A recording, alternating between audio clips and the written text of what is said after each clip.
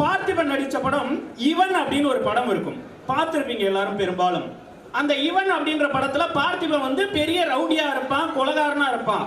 ஆனா கவிதை எழுதி எழுதி ஒரு கர்நாடக பாடகியான சௌந்தர்யா கிட்ட அடிக்கடி கொடுப்பான். சௌந்தர்யா ஒரு பேரழகி, ஹெலிகாப்டர் கிராஷ்ல இறந்து போச்சு. சௌந்தர்யா கிட்ட கொடுப்பாங்க. கொடுத்த சௌந்தர்யாவுக்கு இவர் மேல காதல் வந்துரும். ஆனா இவருக்கு ஒரு பயம் வந்துரும், நாம திருடன் கொலகாரன், நம்ம போயிட்டு இந்த புள்ளைய லவ் பண்ணலாமா, தப்பாச்சே அப்படின்னு விலகிடுவாரு.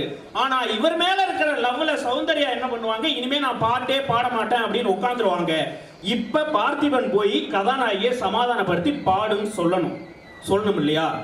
இத வசனமா அழகா எழுதியிருக்காரு அந்த படத்துல. எவ்வளவு அழகு தெரியுமா? உங்க பழைய படத்தெல்லாம் என்ன வசனம் எழுதியிருப்பீங்க? அத்தான், நாதா, பிராணநாதா, எங்கிருந்து வந்தீர்கள், ஐயோ சுவாமி, இப்படிதானே எழுதுவீங்க.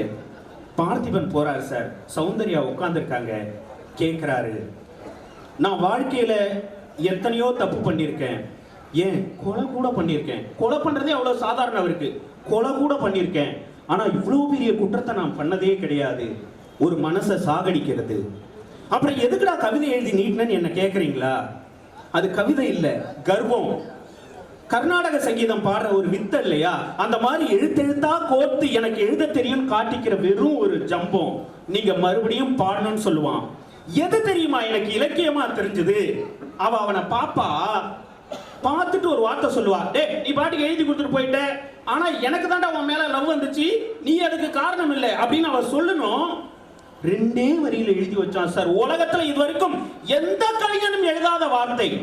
பார்த்திபனை பார்த்து சொல்லுவா, என் மனசு கர்ப்பமானதுக்கே நீ காரணம் இல்லைன்றப்போ அதை கலைச்சிடுன்னு சொல்ற உரிமை மட்டும் உனக்கு யார் கொடுத்ததுன்னு கேட்பா. செத்துட்டேன்.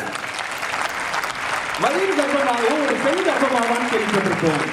என் மனசு கர்ப்பமானதுக்கே நீ காரணம் இல்லைன்றப்போ அதை கலைச்சிடுன்னு சொல்ற உரிமை மட்டும் உனக்கு யார் கொடுத்தான்னு கேட்டாலே, அண்ணே முருகண்ணே, இதெல்லாம் உங்க கவிதை எல்லாம் எழுதியிருக்காங்களா?